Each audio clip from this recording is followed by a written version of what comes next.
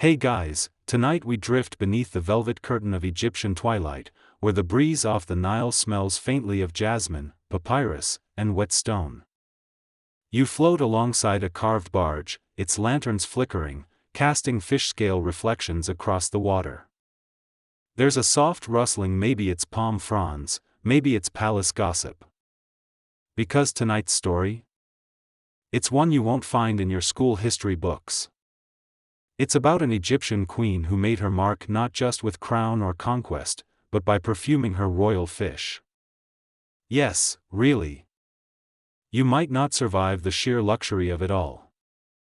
So, before you get comfortable, take a moment to like the video and subscribe, but only if you genuinely enjoy what I do here. And if you're feeling chatty, post your location and local time in the comments. I love seeing where you're tuning in from. Now, dim the lights, maybe turn on a fan for that soft background hum, and let's ease into tonight's journey together. You trudge barefoot through jasmine petals strewn over polished sandstone. The queen's guards nod as you pass, less warriors, more sleepwalkers in gold thread tunics. You descend past columns carved with water lilies and lion-headed deities, into a hallway humming with life. On either side, enormous ceramic bowls shimmer like moons, and inside each fish. Not ordinary fish, these tilt their sleek bodies in slow spirals, and every movement releases a perfume so delicate, you almost sigh aloud. The scent is jasmine, unmistakably. Warm, petal-rich, not too sweet. It's the exact fragrance that clings to the queen's robes, her bed linens, even the letter she sent last week to a minor prince who couldn't spell papyrus. Her enemies gossip that her fish smell more seductive than she does. You pause at the edge of one pool, watching an especially round tilapia blink at you as if sharing a joke. Its scales shimmer blue and silver, and as it swishes away, the air smells fresher. Cleaner. Like someone just washed the world. Historians still debate whether this fish perfuming ritual was spiritual, medicinal, or simply the world's most theatrical beauty routine. One mainstream account from a Roman merchant claims the queen's fish-scenting habit was the envy of Cleopatra herself, though that could have been sales pitch bluster. But fringe theories abound. Some scholars say she believed perfumed fish could carry wishes upstream to the gods.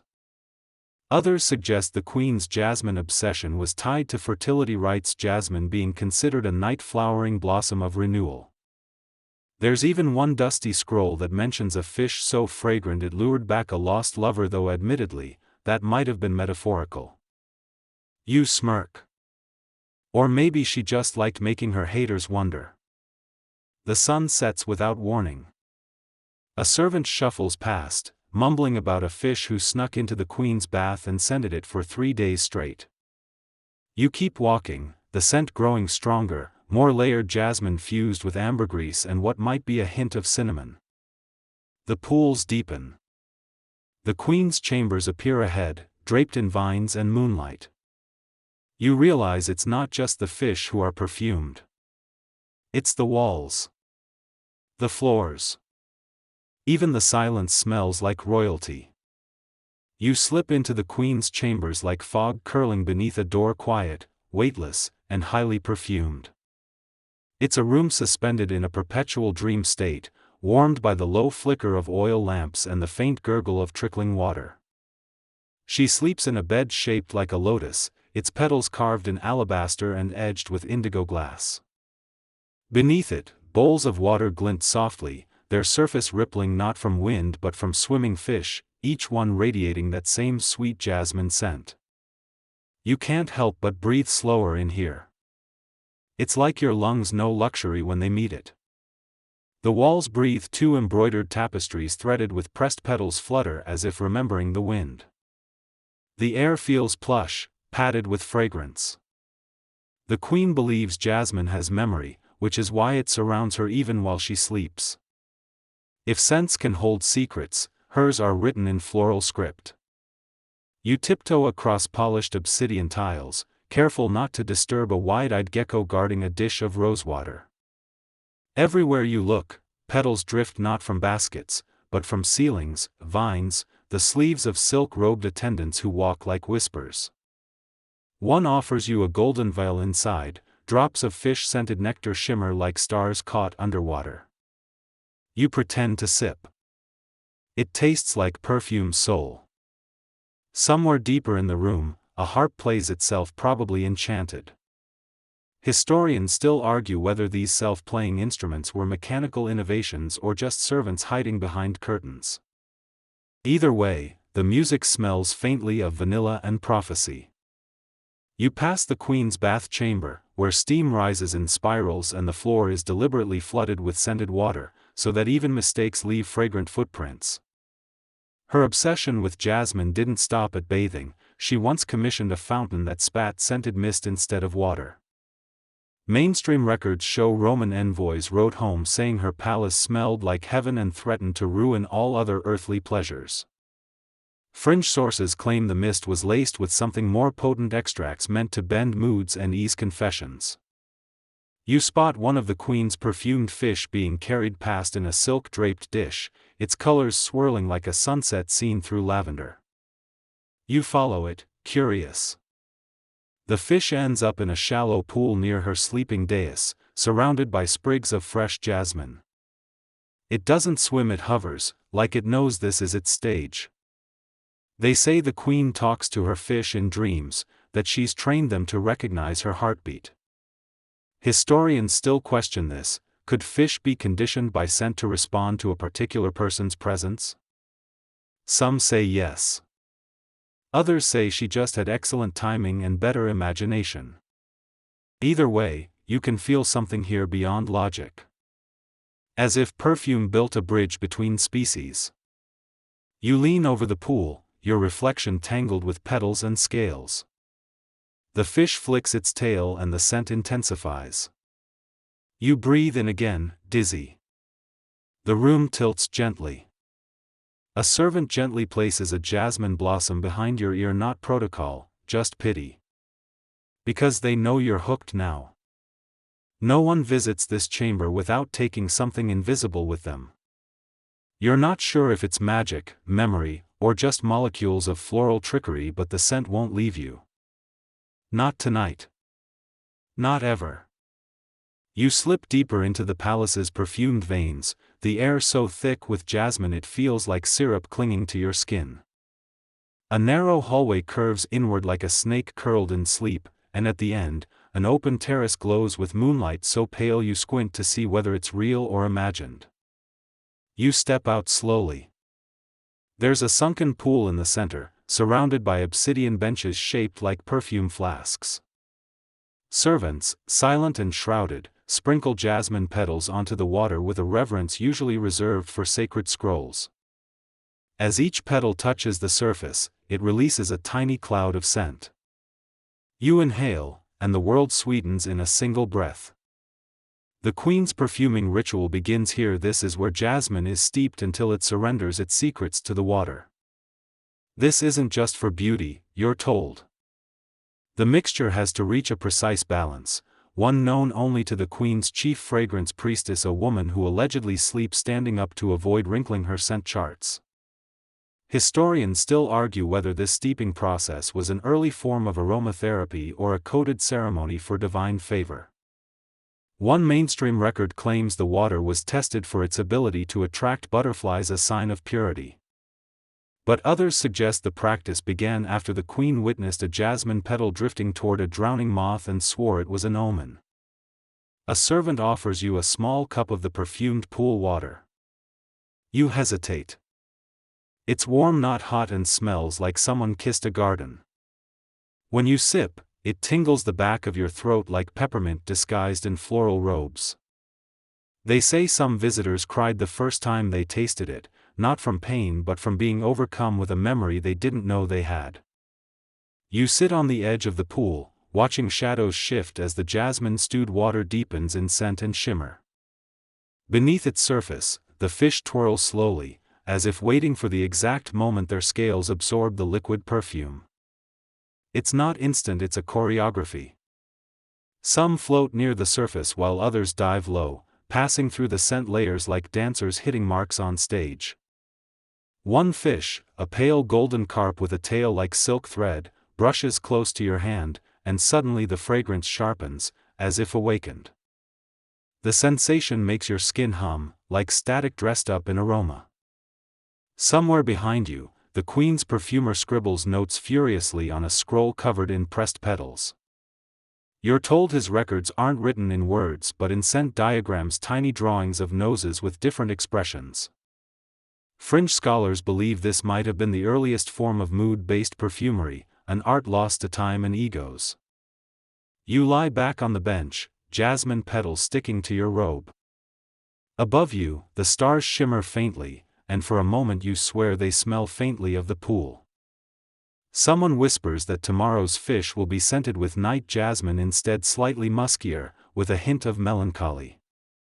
The queen believes certain emotions require matching aromas, and on days when politics sour, she switches from jasmine to sandalwood woodsy, grounding, the scent of royal composure. The perfuming of the pool finally ends. Servants stir the water with gold-tipped ladles, each movement gentle, deliberate, like turning pages of a diary that's written in mist. A bell chimes once. The ritual is over. And tomorrow, every fish chosen will carry not just jasmine, but this precise scent memory, trailing it like a ghost wherever they swim. You trail behind the perfumed procession, your footsteps swallowed by marble softened with woven mats and drifts of petals. Ahead, a chamber opens, not vast, but intimate, round like a fishbowl built for royalty. Its floor curves inward into a shallow basin filled with glassy water, where the queen's most beloved fish reside. They shimmer, not just with scales but with scent. You lean over and the fragrance rises like a side jasmine, of course, but now layered with hints of neroli and a whisper of cedarwood. These are not ordinary fish, their movements seem rehearsed, like they've memorized some invisible choreography passed down through generations. Each fin stroke causes a ripple of scent, like perfume released on cue. You sit quietly, watching a bold little tilapia twirl at the surface. Its movements leave behind a wake of sweetness so thick you almost expect it to congeal into silk. A servant leans close and tells you this particular fish was once sent to woo a minor prince whose palace reeked of sulfur and ego. The queen's plan? Flood his senses before he even met her. Historians still argue whether this exchange happened or was simply a poetic exaggeration passed down in temple murals. One record mentions a fish so fragrant it healed melancholy, which fringe scholars suspect was code for seductive charm. You follow the servant into an adjoining chamber where small amphorae line the walls, each one sealed with beeswax and wrapped in linen. Inside, the perfumes. But not the kind you'd wear behind the ears. These are meant for fish. You're told each scent blend is tailored for mood, occasion, even astrology. On days of high tension, the fish wear blends laced with calming rose and vetiver. On celebration days, it's bursts of citrus and honeyed vanilla. You inspect one amphora labeled Throne Reassurance, and immediately the scent makes your knees weak and your thoughts obedient. A scribe sits nearby sketching fish silhouettes with notes like tolerant, bashful, and prone to swim away during arguments. You laugh softly. Apparently, the queen considered her fish ambassadors of emotion. If one seemed troubled, she'd cancel court proceedings and dive into her scent archives to adjust its perfume. Mainstream scholars describe this as eccentric royal behavior. Fringe theories suggest she believed these fish could forecast shifts in political tides, their scent acting as emotional barometers. You glance at a wall mural showing her perched beside a pool, whispering to a fish while storm clouds swirl behind her. The caption, loosely translated, reads, "She listened when no one else did." A servant approaches with a shallow dish filled with water steeped in jasmine, musk, and a touch of mint. You're encouraged to dip your fingers in. As your skin brushes the surface, you feel something odd, like warmth paired with memory. Your thoughts flicker through old dreams, none of which feel quite like yours. Historians still debate whether this ritual had therapeutic benefits or was simply placebo cloaked in petals. You shrug inwardly. Either way, it's working. As night tightens outside, torches are lit, casting flickers against the fish. They shimmer with liquid starlight, and the scent intensifies, not cloying, but immersive. You realize the perfume is not static. It evolves. Just like the Queen's rule, always shifting, always scented just slightly ahead of expectation. You stand slowly, feeling your pulse match the slow swirl of water and aroma. Around you, every fish moves like an echo, and every ripple is fragrant with secrets. And yet, no one speaks. Because here, scent says everything. You find yourself in a lesser chamber where the air shifts with stories, half whispered by servants who know too much and speak too little. A marble basin fills the center, its water still, dark, and faintly pulsing with perfume. You lean closer, drawn not just by scent but by curiosity, because this basin holds the fish chosen for tonight's display, a moment of spectacle wrapped in mystery. The Queen selects her fish carefully, not for beauty but for behavior. Each must dance with grace, flick fins with tact, and most importantly, leave behind a trail of fragrance so artful it's described in poetry by breakfast. You kneel beside the basin as attendants file in, each bearing tools that look part alchemy, part spa day glass ladles, folded cloths soaked in jasmine tincture, and slender vials with handwritten sigils that promise confidence, mystery, seduction. A servant nods toward a small book beside the basin, Her Majesty's Codex of Aromatic Moods. You flip through. Pages shimmer with pressed petals, and beside each drawing of a fish, a recipe for that moment's mood. One blend reads, for diplomacy, combine 4 drops jasmine, 2 mint, 1 crushed rose thorn. Another, more cryptic, for deception, 1 petal forgotten on purpose. You smirk. Historians still argue whether these blends held psychological influence or merely scented intentions with flair. One mainstream scholar claims they were for comfort, nothing more. But fringe notes describe these perfumes as power tools, each designed to control a room before a word was ever spoken. You dip your fingers into the basin. The water feels charged, like it knows what it's been asked to do. A fish glides toward you, its scales catching light like jeweled armor, and you catch the scent shift mid-swim from floral sweetness to something cooler, sharper. It's almost unnerving, this perfume that adapts. A royal whisper tells you the Queen believed emotions could be disguised in scent, that jasmine wasn't just her favorite, it was camouflage. Think of it, she'd say, as honey over daggers. You're guided into a side garden, where tonight's fish will be paraded for select nobles, because nothing says political dominance quite like perfumed carp swimming through moonlight. The garden smells like a dream your nose once had. Jasmines hang like stars from trellises, and every breeze is a scented thesis on royal extravagance. Attendants release the fish into a narrow channel lined with silver. Each one swims as if rehearsed, twisting gently, releasing fragrance with each fin flick. You hear gasps. And not just from awe, someone claims to smell memory. A visitor describes catching a whiff of their childhood, while another insists a particular fish smells like apology. You blink slowly. Maybe they're exaggerating. Or maybe perfume opens doors that words shut. Historians still debate the purpose of these spectacles. Some say it was vanity. Others argue it was ritual, a performance meant to soothe gods or bend enemies. You feel the scent thicken. It's jasmine, yes, but it's also laced now with laughter and challenge. The Queen arrives, silent as mist, her robes whispering over petals. She gazes at the fish with the same look she gives her counsel, measured, amused, slightly threatening.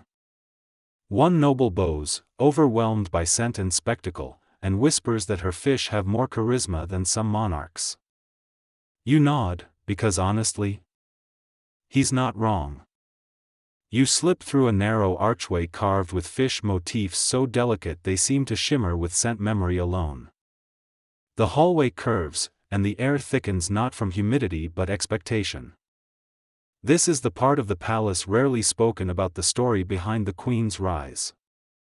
Her scented rule did not begin in silken chambers but under the hot stone arches of Cairo's marketplace, where the air reeked of figs, ambition, and sweat-soaked linen. She was not born royal. You learn this quickly. She began as a market girl, selling tiny vials of homemade perfume labeled with lies like moonlight essence and tears of Horus. But people bought them anyway, not because they believed her but because her blends made them feel things. Real things. One elderly buyer reportedly wept into a pomegranate after sniffing a scent she named Lost Brother. Historians still argue whether these early concoctions were her invention or adapted from street alchemists. One mainstream account claims she discovered her jasmine technique from an apothecary with missing thumbs. Fringe theories say she learned by accident burning a petal over an incense stick and watching it twist into something that smelled like rebirth. You duck into a chamber painted with scenes from those early days. She's shown barefoot, hair wild, surrounded by amphorae and fish. Yes, even then, the fish were part of her mystique. The story goes, when her scent business began blooming, she started soaking her pet fish in leftover blends. People noticed. They started buying the fish not to eat, but to carry scent home. One noble, passing through the market in disguise, caught the fragrance of her water bowl and followed it all the way to her stall. The rest, as they say, wasn't quite destiny, it was strategy. She used scent as bait and ascended each rung of influence like it was a ladder dipped in rosewater. You lean against a wall carved with her marketplace manifesto: if they won't listen, make them smell you first. Eventually, she entered court as a consultant in olfactory warfare, an actual title. From there, she made herself indispensable, diagnosing rival alliances based on their choice of incense. If a general favored cedar over myrrh, she'd caution the queen to watch his land greed. When a visiting priest wore no scent, she declared him either dangerous or heartbreakingly dull. Then came the scandal. One night, she was invited to advise the ruling queen privately and brought a fish. A simple tilapia. Perfumed with her jasmine signature. She placed it in the royal pool and waited. When the fragrance floated up and shifted the mood of the entire court, the queen paused. By morning, her throne was shared. Historians still debate the terms of this arrangement. Some say it was a coup masked in petals. Others claim the reigning queen saw her not as a threat, but as prophecy fulfilled. You glance at a tapestry showing the new queen crowned not in jewels, but with a spray of jasmine in her hair and a fish in her hands. From market girl to monarch, her ascent was not loud. It was aromatic, immersive, and utterly impossible to ignore. You slip past a tapestry woven with fish scales and whispers. The passage opens into a circular room lined in velvet where tension clings to the air like perfume, sweet but dangerous. This is where the Jasmine Wars began. You're surrounded by advisors, rivals, and perfumers from foreign courts, each clutching their own veil of scent in a game that started as tribute but quickly spiraled into sabotage. You sit among onlookers who murmur about a rival queen in Upper Egypt who infused crocodile lotion with crushed lotus in a scandalous attempt to out-fragrance the reigning monarch. Mainstream historians note that rivalry between perfumed courts often hinged on seasonal flower access. Fringe accounts suggest some royal gardens were actually decoys, meant to lure spies into sniffing the wrong blooms. A perfume war, it turns out, is both aromatic and exhausting. You lean into a conversation between two diplomats who complain that the queen's jasmine forces their palace staff to deep clean daily lest they be accused of lacking scent hygiene. You chuckle. One assistant refers to it as olfactory diplomacy, where even silence must be scented appropriately. You hear rumors of sabotage, stolen recipes, mislabeled oils, decoy bottles filled with sour petals. A fish from Nubia was reportedly perfumed with rotting mango as a prank. It caused an ambassador to faint. Historians still debate whether this incident was real or pure dramatic fluff. A scroll found in the perfumer's archive suggests it did happen and that the queen laughed until she cried. You're drawn to an alcove where scent trials are underway. 3 bowls, 3 fish, 3 different perfumes. Judges sniff the water. 1 recoils. The scent overly musky, clearly a rookie mistake. You learn the queen once declared Jasmine must never be loud. It should lean in, not shout. There's a case displayed nearby, holding the first vial she ever rejected. Desperation in a bottle, she reportedly said. You wander through another chamber where floral disguises are tested: rose that smells like rain, sandalwood with notes of defiance. The Queen's scent master explains how perfume can alter perception. Smell a warrior like a poet, and you hesitate to strike. You're told the Queen employed this tactic once, perfuming her soldiers with calming bergamot to make them seem gentle before a negotiation. The strategy worked. Historians argue over whether the opposing party surrendered or simply swooned. You reach a reflective pool filled with fish cloaked in jasmine and mild panic. Tonight they swim for diplomatic impact. One flicks its tail as if sighing. You swear the air smells faintly of resignation. You realize this isn't just perfume, it's theater. Strategy. The fragrance has become weaponized. And in this arena, the Queen reigns supreme. You linger, nose swimming in layers of scent and intention. There's humor here, too. A servant giggles about the time someone mistook lemon balm for a peace offering and ended up with a rash. You smile. The jasmine wars may never end. But at least they smell glorious. You descend into the eastern courtyard as dusk folds over the palace like violet silk. The air thickens, not with heat, but mystery. Here, the Queen performs a ritual no scroll ever properly captures: her nightly communion with her perfumed fish. You perch beside the reflecting pool, its surface flawless until a ripple dances from a slow flick of a tail. She arrives without announcement, barefoot, wrapped in linen so sheer it could be woven from moonlight, her hands cupping a single jasmine blossom. You watch as she kneels, lowering her face just above the water, whispering words too soft to record and too strange to translate. Historians still argue whether her nightly fish whispering was symbolic, spiritual, or simply eccentric self-care with finned friends. One mainstream theory claims it was meditative, a way to decompress after royal affairs. Fringe accounts hint it may have been part of an older priestess tradition, passed down secretly through matrilineal perfume recipes. Tonight, she speaks to a fish named Suhat, reportedly born under an eclipse and unusually sensitive to mint. You know this because a nearby attendant is documenting every moment, every scent variation, every twitch of fin. You lean closer, trying to hear. The Queen murmurs about tomorrow's council, about a visiting envoy with breath that smells like vinegar and bad decisions. The fish bobs once. That's apparently confirmation. You stifle a laugh. She tells another fish, a slinky silver one, that she dreams in jasmine. Not just the scent, but the texture, the color, the hum it leaves behind like an echo. You wonder if fish dream back. A servant appears, hands the Queen a rolled scroll sealed with basil wax. She sniffs it, grimaces, and tosses it into a brazier where it sizzles into fragrant ash. You watch her cup water and sprinkle jasmine into the air as if blessing the twilight itself.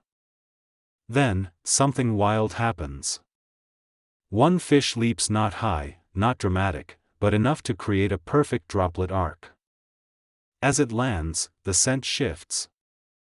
Your nose catches something new, maybe lemongrass, maybe memory.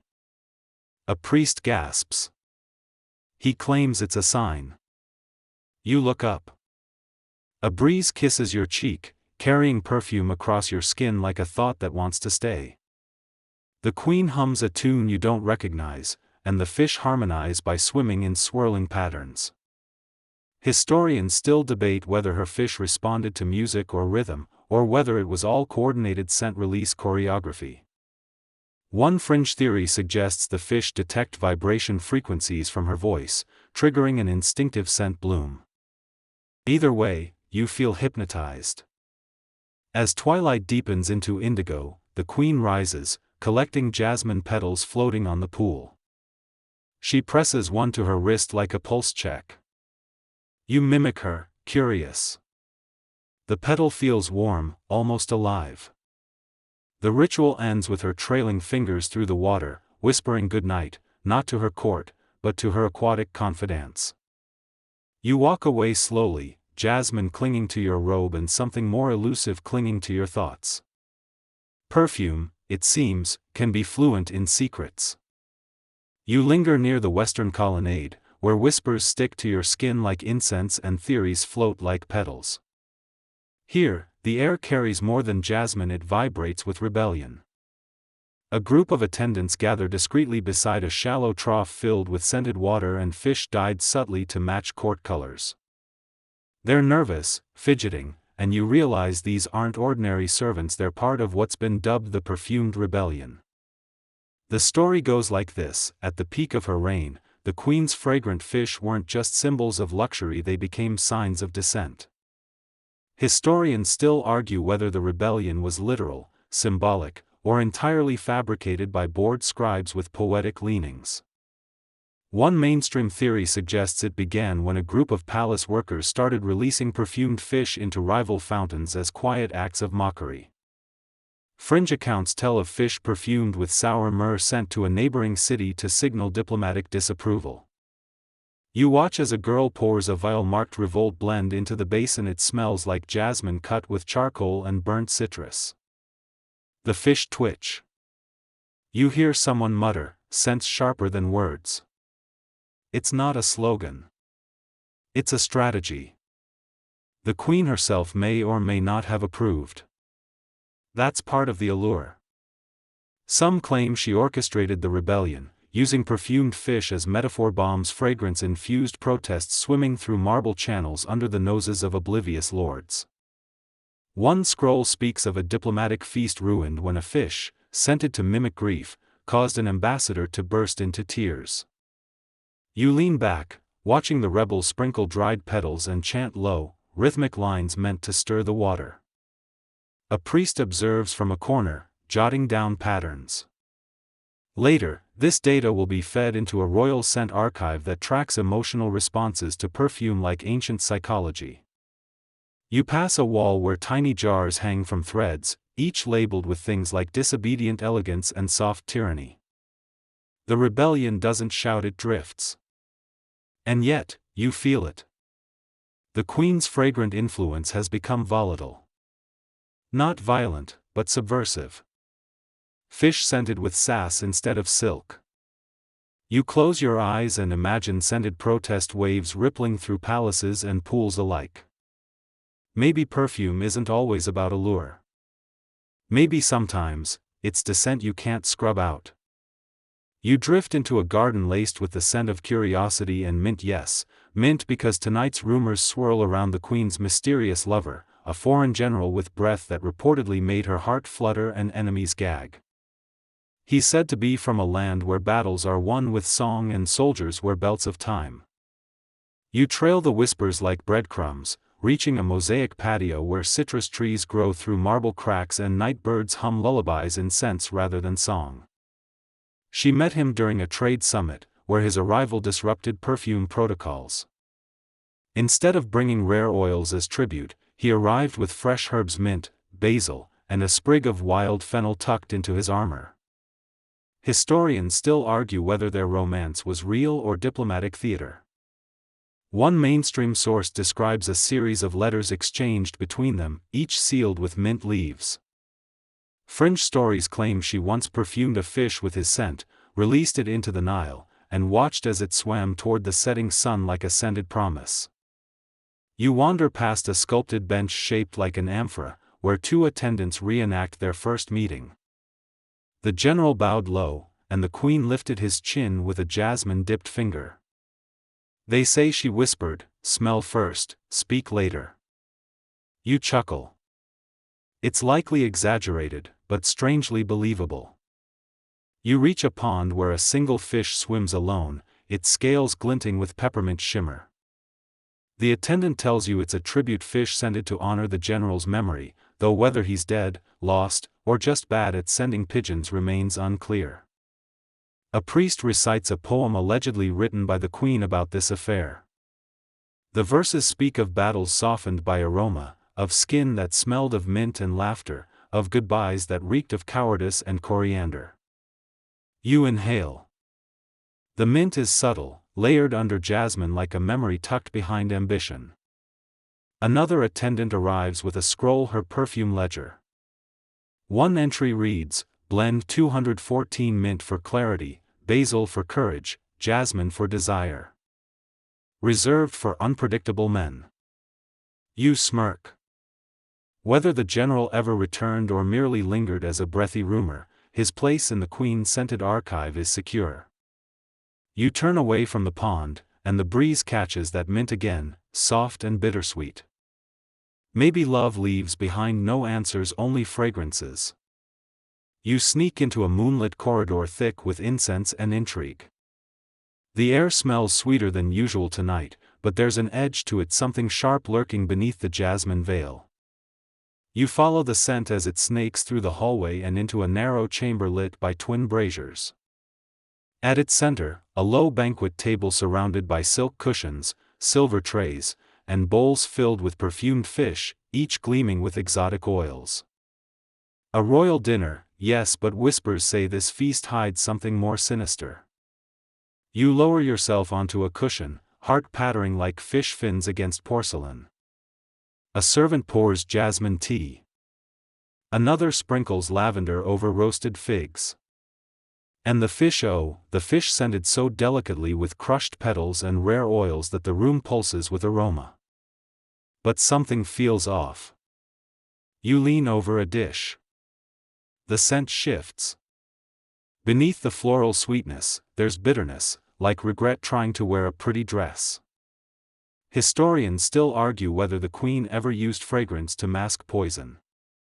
One mainstream account tells of a noble who dined with her, praised the perfume of his entree, and didn't wake up the next morning.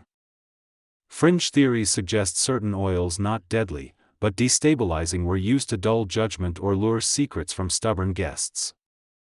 You hear a servant whisper, "It's not the fish that kills. It's what they carry." You glance toward the queen's seat, empty for now, but surrounded by perfumed cushions that smell of power and anticipation. A priest stands nearby, his robe soaked in a scent called truce. You're told it's an emergency blend designed to keep tempers sweet and accusations slow. The fish feast begins. Each bite tastes like perfume's memory, floral with a sting. You notice subtle choreography among guests. Some sniff before eating. Others trade plates like diplomats swapping rumors. A scribe scribbles furiously, noting how scent choices influence conversation speed and volume. One ambassador grows quiet after tasting a fish scented with vetiver and tension. Another laughs too hard after sniffing bergamot-soaked scales. You wonder, is everyone here enchanted or just expertly manipulated? One fringe theory claims the queen's perfume master could match a scent to someone's deepest fear and make them eat it. The queen finally arrives, floating in on a breeze that smells of midnight and promises. She doesn't sit. She watches. One fish leaps, lands on a tray, and the scent floods your nose. Jasmine, yes, but now fused with betrayal. You blink. Is it real or suggestion? Either way, the mood shifts. Accusations fade. Secrets surface. Scent reveals what words won't. You realize this feast isn't about food, it's about extraction. And tonight, the queen's perfume hides more than poison. It hides questions you didn't know you were answering. You float through an arch draped in blue silk that smells like summer wishes and negotiation sweat. The chamber beyond pulses like a heartbeat soaked in jasmine and political tension. This is where the Queen invented spa politics. Yes, you heard that right, where bathing wasn't leisure, but strategy. You follow the scent trail through steamy air into a bathhouse so grand it could house 3 orchestras and still have room for ego. The pools here are tiered, each one infused with a different blend. Top is serenity, middle is seduction, bottom is shock and awe. You drift past the warm steam clouding the ceiling, watching diplomats soak while servants ladle scented oils into the water like they're seasoning soup for Zeus. You're told the Queen's policy meetings often took place here, robes optional but fragrance mandatory. Historians still debate whether decisions made in scented baths held more weight than those inked in scrolls. One mainstream record speaks of a treaty sealed over rose petal steam. Fringe lore claims rival leaders were coaxed into agreement by sandalwood fumes and cucumber slices. A scroll from a spa attendant lists every argument quelled with jasmine mist sprayed mid-dispute. You giggle. The idea that flower vapor could tame tempers feels absurd until you breathe it. Because in this chamber, conflict evaporates as fast as sweat. You walk past a trio of silver basins labeled confidence, compromise, and charisma. Beneath them, fish swim lazily, scented with mood-enhancing oils said to reflect the Queen's emotional intent. A priest explains that the Queen selected her bath scent based on the political climate. If discussion soured, she'd switch to vetiver, a scent so grounding it could calm even a drunken admiral. One fish, perfumed with mint and magnolia, bobs near your hand, and you suddenly feel cooperative. It's not hypnosis. It's aromatic influence. You overhear a servant joke that some nobles agreed to land trades purely because their toes felt so lovely floating in bergamot broth. You spot a scribbled chart indicating which scent encourages honesty versus which promotes forgetfulness. The Queen's spa chamber holds no weapons, yet it's considered one of her most powerful tools. A fringe theory even suggests her rivals tried replicating the setup but failed because their fish were too anxious and their scent blends smelled like indecision. You linger near a fountain shaped like a lion yawning jasmine. The Queen once told an ambassador, "The stronger the steam, the softer the argument." You believe her. A noble emerges from a bath, smelling like clarity and recently changed his mind. You exit the chamber slowly, feeling like your skin now speaks fluent diplomacy. Spa politics ridiculous and genius, like everything else in this palace. You weave through the corridor where incense smolders like ambition and walls tremble with suppressed laughter. This is the zone of fragrant warfare, not metaphorical, not poetic literal campaigns waged through scent. You duck beneath banners dyed in cinnamon and citrus as a servant leads you toward the scene of the Queen's most peculiar conquest, olfactory sabotage. The legend begins with a minor dignitary who insulted her perfume by wearing his own. It reeked of musk and mothballs, reportedly so potent it made the peacock squint. The Queen retaliated not with soldiers, but with scent. Historians still debate whether her strategies fell under proper warfare or petty brilliance. A mainstream scroll documents an incident of sandalwood, in which the Queen ordered every torch in the palace to be soaked in clove oil for a summit, specifically to drown out a rival's infamous cologne. Fringe theorists whisper of a mysterious paste slipped into a visiting general's cloak. He arrived smelling like damp bark and left convinced his army had betrayed him. You chuckle. Apparently, defeat smells woody. You explore a chamber labeled Sense of Victory, where files glitter under low candlelight. One is marked Strategic Vanilla, used during negotiations to promote agreeable terms. Another, Despair Jasmine, allegedly induced melancholy in rivals just before budget talks. An attendant shows you a scroll charting scent deployments over time like battle plans, but prettier. You pass by a servant stuffing satchels with crushed petals meant for dispersal in air vents. You overhear that once, the queen scented her enemies' letters before reading them. If they reeked of desperation or deceit, she refused to reply. A popular court joke: if you want mercy, first send roses. You watch as a perfumed fish is released into a rival's reflecting pool, its scent pre-coated to trigger nostalgia. Two advisors sniff it and sigh, suddenly craving compromise.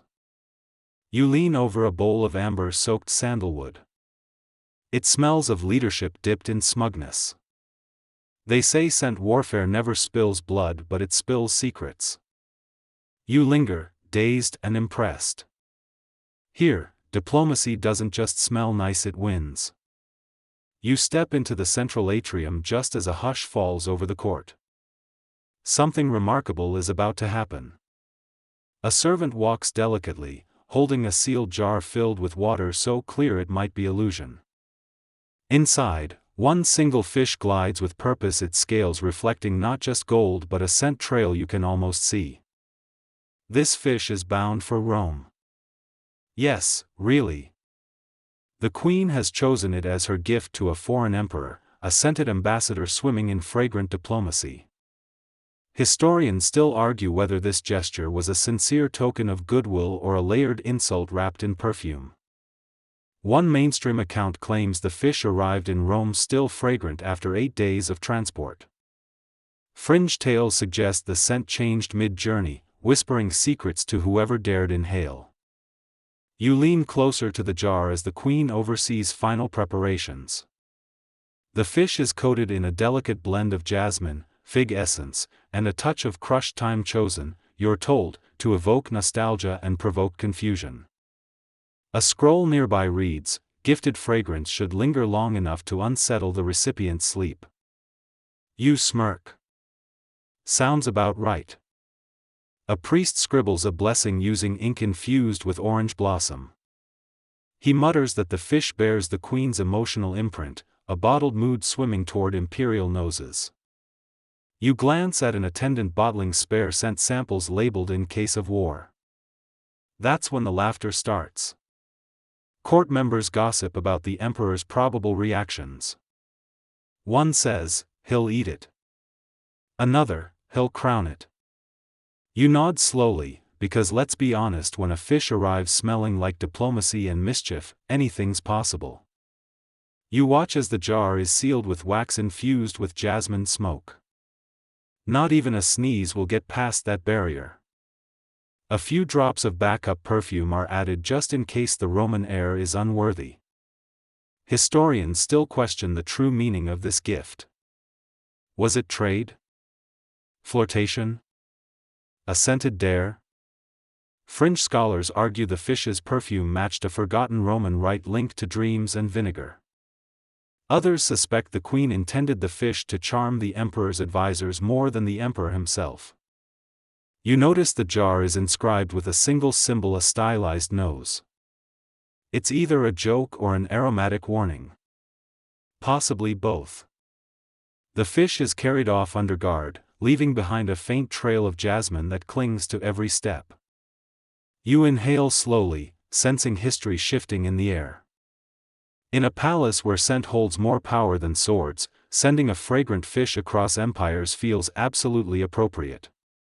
You turn away as the jar disappears into the distance, knowing this isn't just a message. It's an experience. And soon, Rome will smell it too. You tiptoe into the vaulted wing near the eastern garden, where the scent of crushed blossoms and burnt resin lingers like a quiet dare. This is the hidden domain of the queen's fragrance alchemist, the one responsible for transforming her moods into bottled mysteries, and her fish into scented legends. His chamber is part laboratory, part perfumer's playground, and part spa for dangerously charming amphibians. You step onto polished agate tiles that smell faintly of cedar and curiosity. The walls drip with suspended vials, each one labeled with cryptic names like Moonlight Panic, Polite Revenge, and Wink of Chaos. At the center, hunched over a parchment stained with oils and unfinished thoughts, sits the alchemist, a eunuch named Tihan. Historians still argue whether Tihan was truly a scent savant or simply a brilliant gossip artist with a flair for dramatic sniffing. Mainstream records cite his scent blends as early aromacology experiments, using fragrance to alter psychological states. Fringe scrolls claim Tihan could detect emotional lies by smell alone, and once fainted dramatically after sniffing an empress who was pretending to feel remorse. You watch as Tihan giggles while balancing a fish on a silk sling, dripping precise droplets of infused jasmine tincture onto its dorsal fin. He mutters, "This one needs sass." You blink. He dips a quill into a potion labeled flirtation with bite and scribbles over a scale diagram. The chamber is humid with creativity, and every breath feels like inhaling someone else's daydream. You pass a shelf lined with scrolls of formulas, written not in numbers but in scent symbols, tiny icons that resemble noses, eyebrows, weather patterns, and occasional exclamation marks. One scroll reads, "Do not mix sunset oil with regret blossom unless you want diplomatic confusion." You smirk. Beside Tihan's workbench, a small pool burbles lazily. Fish swim through infused water, adjusting their movements based on scent buoyancy. You're told some blends make fish too sleepy to perform. Others cause extreme flirtiness, which Tihan insists is good for peace treaties. He lifts a vial toward you and says, "Smell this and imagine you just won a petty argument." You oblige. It smells like lemon zest dipped in smug satisfaction. You ask about failures.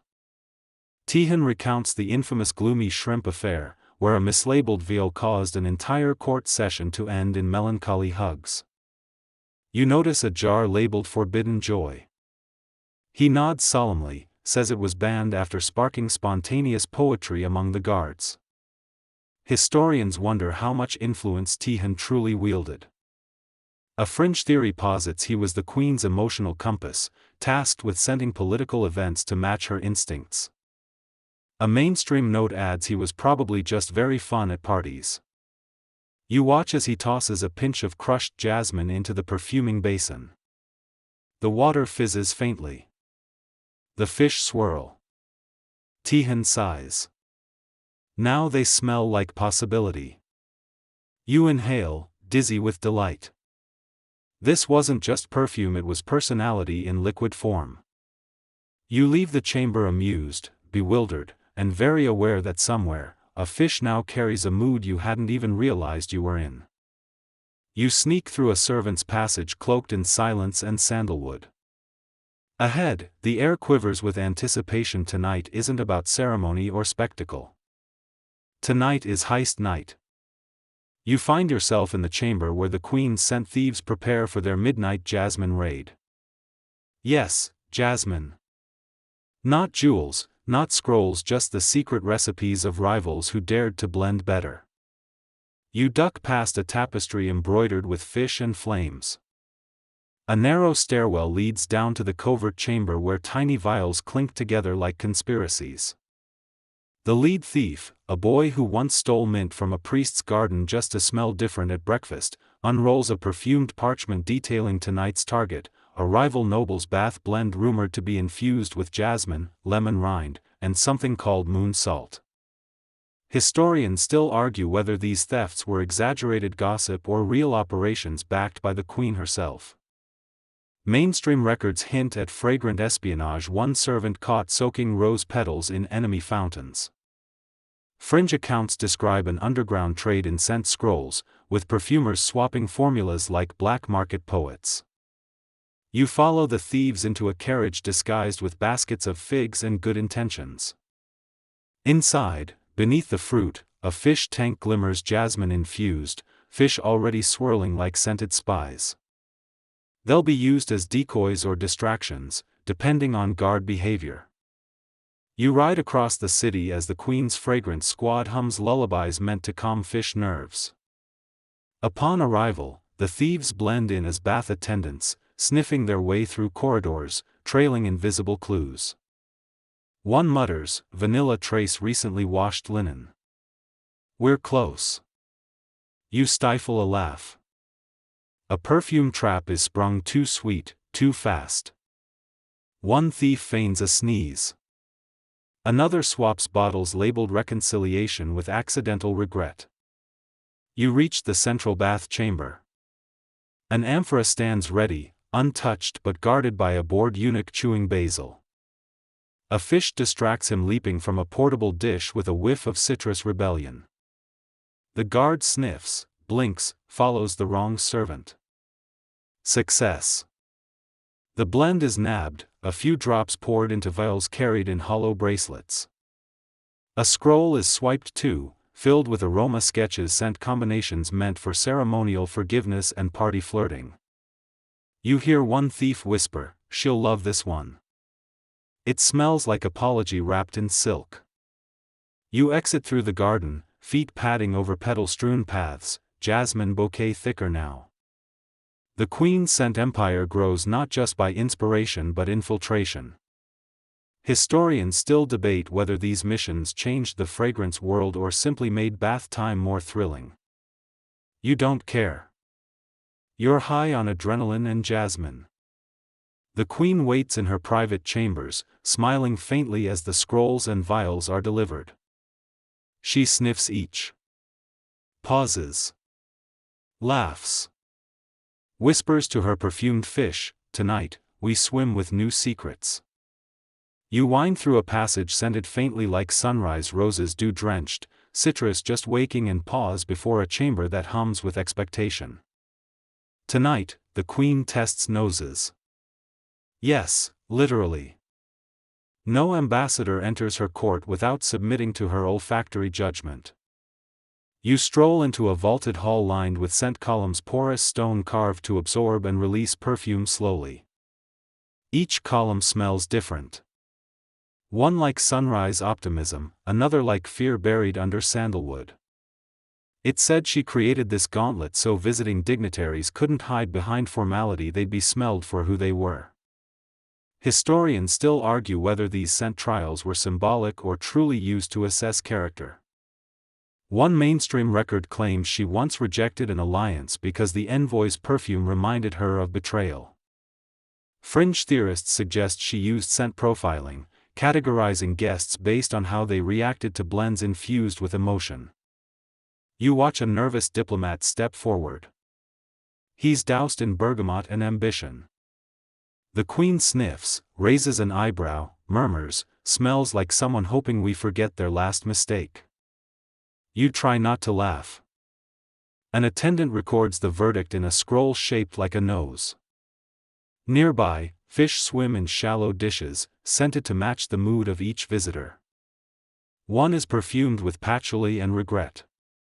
Another with violet and lies, just in case someone's trying too hard. You lean against a column and are suddenly enveloped in scent memory, your first kiss, maybe.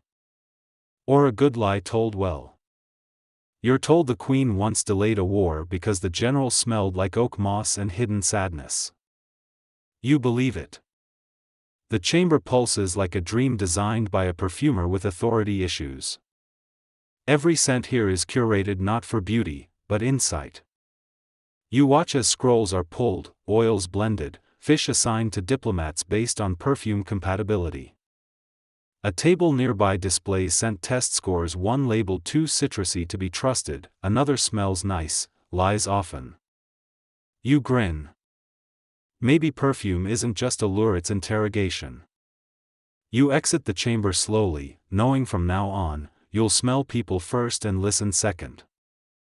You wander into the Northern Archives, where scrolls are stacked not just by date, but by scent category, rows labeled tension, desire, fate. A cool breeze threads through the chamber, carrying the faint aroma of jasmine spiced with something uncanny.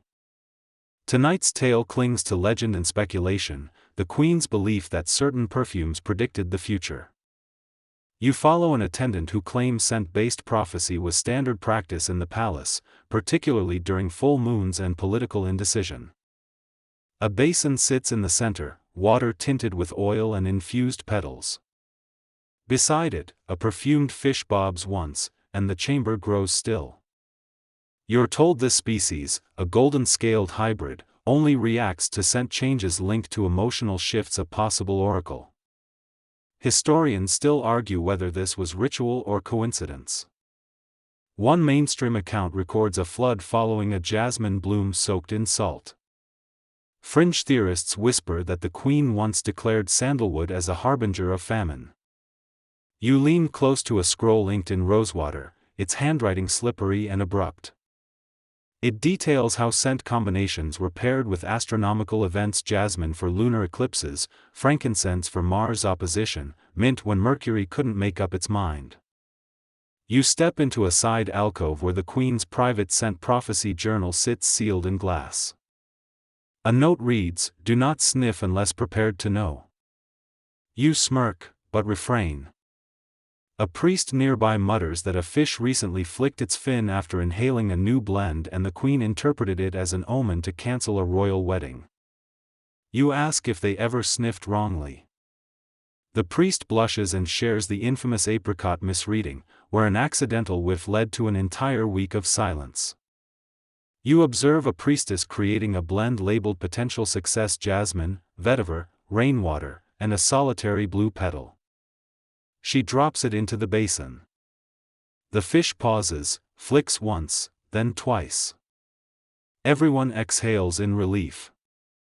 Apparently, twice means proceed. You chuckle.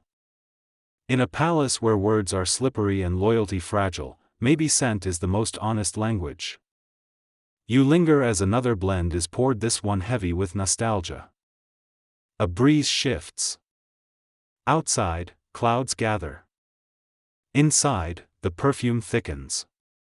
You wonder if somewhere, the future already smells like something you forgot to fear. You step into the grand amphora court, where the walls curve like perfume bottles and the floor gleams with embedded pearl shards. It's the night of the scent festival, and the tension sticks to your skin like spilled oil. Tonight isn't just celebration, it's competition. You push past perfumers, courtiers, and one enthusiastic parrot that reportedly smells like optimism. At the center, rows of amphorae, each filled with meticulously crafted scents. Judges carry ladles dipped in gold and amber, swirling liquid fragrance and whispering verdicts like gossip encoded in aroma. The queen presides from a high alcove where jasmine drapes like royal opinion. You wander past entries labeled hope in sandals, wounded triumph, and regret with extra cinnamon. One amphora pulses with perfume so thick it makes your vision blur, it's labeled simply truth. Historians still debate whether this competition was ever fair. One mainstream record documents a scandal involving frankincense substitution. Fringe accounts claim certain judges were bribed with violet-scented fish. You lean close to one amphora and inhale deeply: jasmine, yes, but beneath it, envy wrapped in vanilla. You feel slightly competitive and mildly jealous. You're told each entry was inspired by emotion. Some blends made people cry. One caused laughter that lasted 3 days and ended in a marriage proposal. Then comes the scandal. A servant screams. One amphora was tampered with, its jasmine replaced with glue tree essence, a scent banned for inciting irrational honesty. A judge sniffs it and immediately confesses to overtaxing parsley. Chaos flutters through the court. The queen stands slowly. She doesn't panic. She smiles. She orders a perfumed fish to be released into the chamber. The calming blend is known as respected silence. Within minutes, the air softens. Tension wilts. Truth folds itself away. You realize scent here isn't just art. It's power with petals. A fringe theorist nearby mutters that the scent competition was a form of emotional purge, allowing the court to express suppressed thoughts through aromatic theatrics. One scribe documents tonight's winner, a fish-scented blend called Wistful Authority. You sniff. It smells like a kind monarch remembering her market days. You step back as the judges announce verdicts, scrolls are sealed, and the queen dips her fingers into jasmine balm before whispering to her fish, "Let no one outscent me." You wind through a corridor shadowed by trailing vines and worry. The walls here don't echo like the others. Sound is swallowed by silence and faint traces of panic-scented lavender. Tonight, something's wrong. The queen's perfumed fish have gone missing. The royal pools shimmer, empty but for moonlight and unanswered questions. You tiptoe past a basin still laced with jasmine residue, the water cool, motionless, like a paused sigh. An attendant crumples to the floor, whispering, "They vanished mid-swim." You blink. No fins. No fragrance. Just uncertainty. Historians still argue whether this disappearance was symbolic protest or an elaborate prank. One mainstream account cites potential sabotage by scent rivals. Fringe theories lean dramatic a fish liberation plot hatched by philosophical bath servants. You listen as advisors spiral through explanations: fish theft? Political message? Unintended evaporation? A scroll is unfurled, showing fish perfume schedules now riddled with blank spaces. One advisor suggests replacing them with scented stones. You snort. Not helpful. In the royal greenhouse, whispers swirl rumors of a servant fed up with flower politics who dumped the fish into the Nile, declaring them free. Another theory, a visiting noble, enamored with their scent, smuggled them out in his cloak. A fish-shaped bulge was reportedly spotted. You walk past a mourning basin where petals are scattered like floral condolences. The queen sits nearby, her robe smelling like resolve with a hint of salty grief. She murmurs to a replacement fish, a pale mimic lacking scent, charisma, and understanding. It floats awkwardly. She sighs. It doesn't listen. You learn that coded searches have begun. Vials labeled scent retrieval are deployed, their aroma meant to lure back loyal fins. Historians doubt effectiveness. One scroll notes Jasmine may cause nostalgia, not navigation. A priest suggests summoning them via scent ritual, a blend of memory oils and royal breath. You watch the queen light incense designed to trigger affection. A breeze flutters in. No fish return. But the room smells like longing. Fringe scholars propose the disappearance may be metaphorical, an era ending, a fragrant dynasty drifting toward legend. You leave the chamber slowly, the queen whispering one last plea into a vial: "Come back, you smell too good for exile." You shuffle into the queen's moonlit observatory, a place half temple and half perfume bottle turned inside out. The reflecting pool dominates the chamber, a black glass mirror fringed in citron vines and lit by braziers that puff scented smoke like dreams. The fish are still missing, or so they say. Yet something shimmers beneath the surface tonight. You step closer, the scent of jasmine spiraling into something eerie like memory rubbed against deja vu. A servant whispers, "The fish may be gone, but their perfume remains." You peer into the water. Shapes move. Not clearly, just slivers of silver and echo. Ghost fish, they're called. The perfume that once clung to scales now clings to space. Historians still debate whether ghost fish sightings are real or hallucination, the result of breathing in too much emotional reservoir mist. One mainstream account speaks of a priest who saw a fish flick its tail and scent only, no body, no splash, just aroma. Fringe theorists insist jasmine has aromatic memory so strong it can sculpt illusions. You crouch and blink. A ripple spreads. You don't see the fish, but you smell its presence. The perfume sharpens, swells, folds itself around your thoughts. You think of loss. Of secrets. Of scented farewells. The queen sits across the pool, silent, her robe soaked in a blend called lingering affection. You watch her murmur to the water. It doesn't reply. But then you swear it hums. A flicker. A hint of scale. The scent intensifies. A guard coughs softly, eyes wide, whispering, "They're swimming in memory now." You tilt your head. Maybe. Or maybe it's perfume playing tricks. Tihan, the fragrance alchemist, arrives holding a vial labeled Echo. He pours a drop into the pool. The scent shifts. Jasmine, certainly, but tainted with longing and unfinished goodbyes. Beneath the surface, nothing moves. Yet you feel movement. You ask him if the fish are really gone. He shrugs. Perfume never leaves. It hides. A fringe theory pinned to the observatory wall reads, "Scents can preserve absence better than presence." You rise slowly, breath held. A swirl of scent passes you like a wink from something invisible. You exit the chamber uncertain whether you've seen ghost fish, or simply felt their trail. But as you walk away, the jasmine clings harder. And you know something once swam here. Something scented, stubborn, and perhaps not quite finished. You walk into the chamber of mourning, where the walls are pale with sorrow and scented mist hangs like soft memory. A basin in the center glistens with jasmine oil, its surface still too still.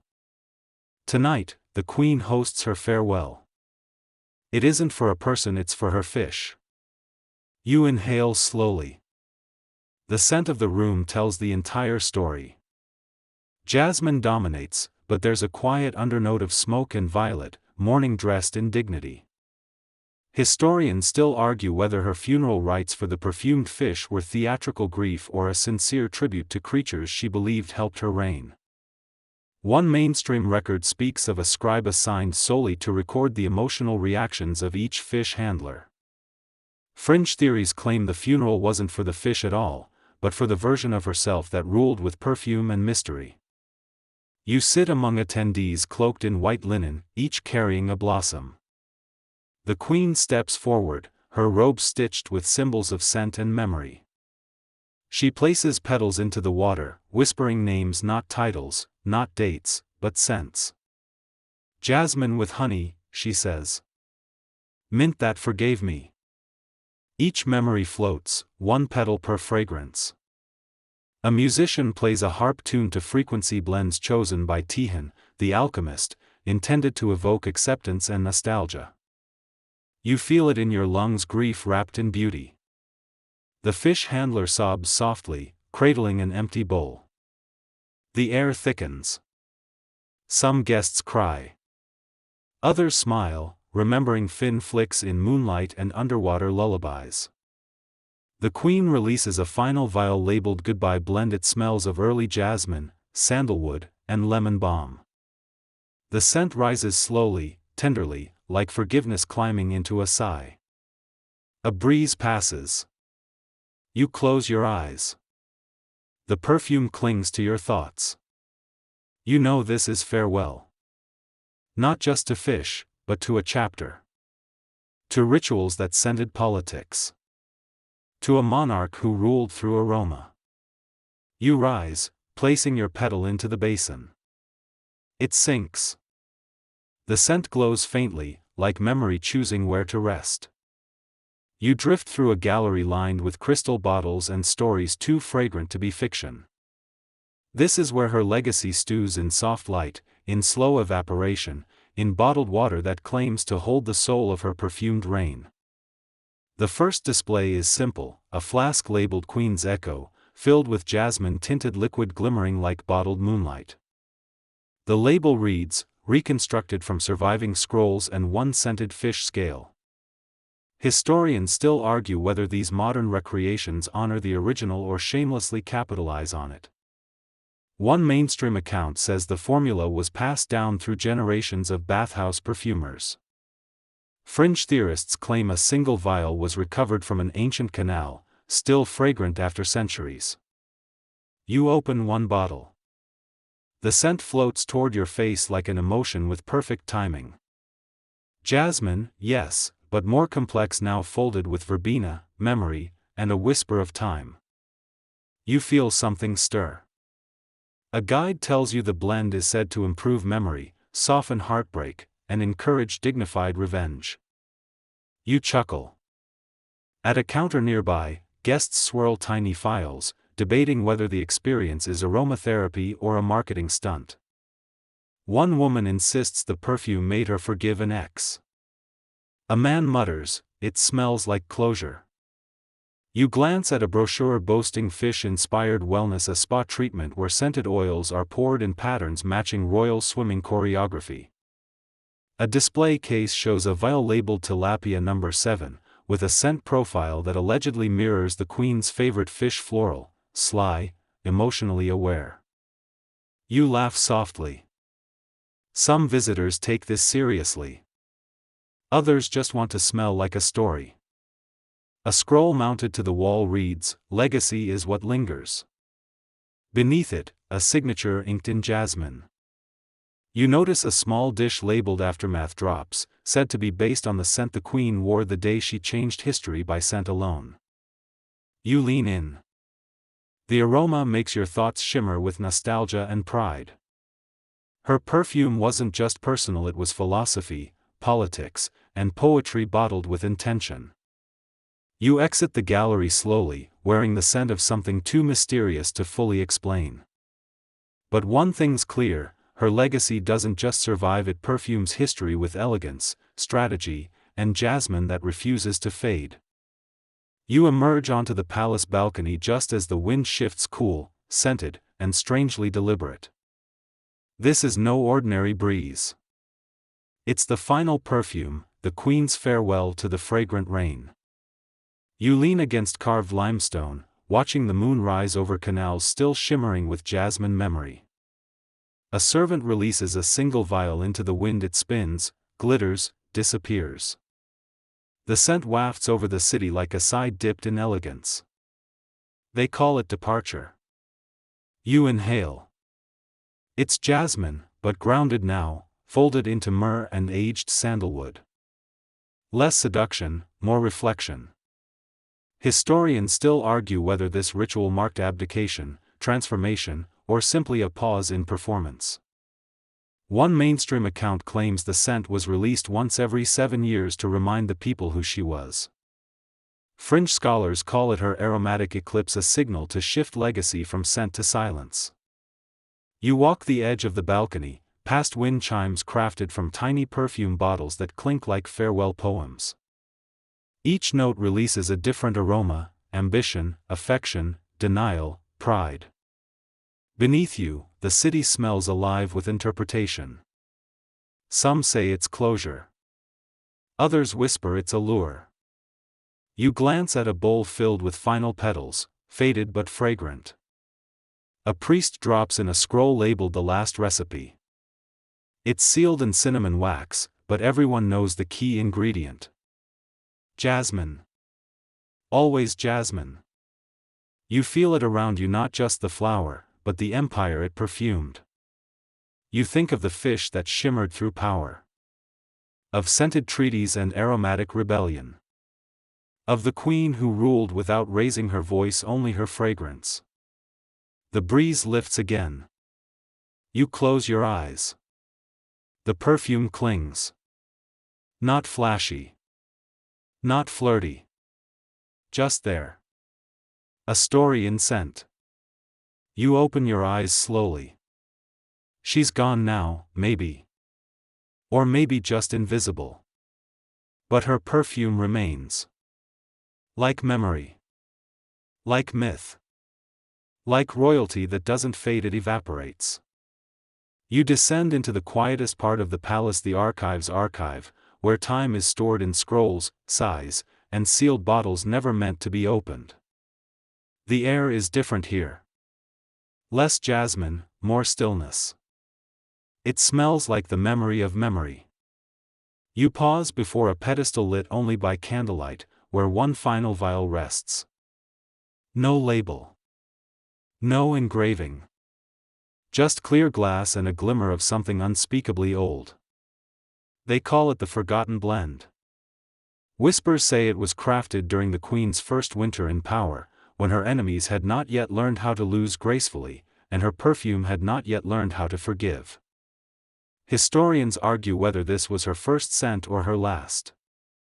One mainstream account describes it as an emergency fragrance, worn only once during a storm.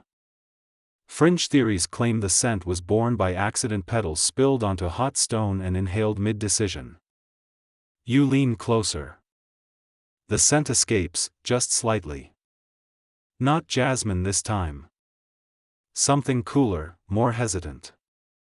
Violet. Musk. Maybe rosemary. It smells like resolve tied in regret. Like ambition blinking. You feel its effect instantly. Your pulse slows, your memory sharpens, and somewhere in your thoughts, her voice hums softly. A scroll sits beside the vial. It reads, for moments when history needs reminding. You breathe in again, deeper. The perfume doesn't just evoke her, it evokes everything she believed in. That scent could outwit power, soften cruelty, disarm arrogance. You step back. The attendant watching you nods solemnly, as if to say, some perfumes aren't meant to linger on skin, they're designed to haunt. You realize this chamber isn't forgotten, it's preserved. The scent here is her final secret. Not for the nose, but for the world she left behind. You exit slowly, knowing the jasmine is gone for now. But somewhere, on someone's breath, in someone's robe, hidden in a breeze, the story continues. Fragrance, after all, makes its own history.